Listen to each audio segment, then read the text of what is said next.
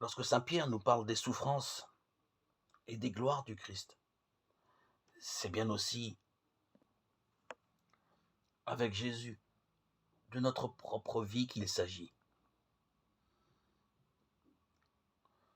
Nous sommes concernés par cela.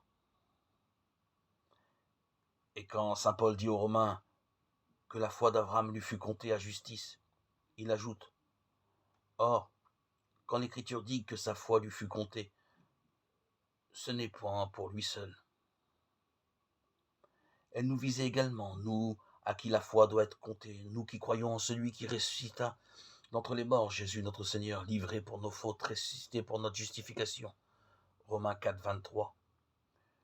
Voilà la dimension de notre Seigneur Jésus, sa longueur, sa largeur, sa hauteur, sa profondeur.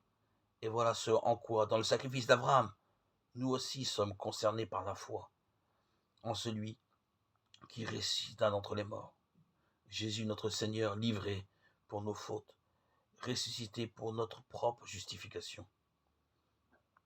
Nous aussi, nous connaîtrons la contradiction d'Abraham. Nous aussi, nous sommes en présence d'un Seigneur, Jésus, que les hommes accepteraient volontiers s'ils ne venaient pas exagérer avec leurs prétentions, avec ses miracles, et exagérer surtout avec ce miracle de sa résurrection.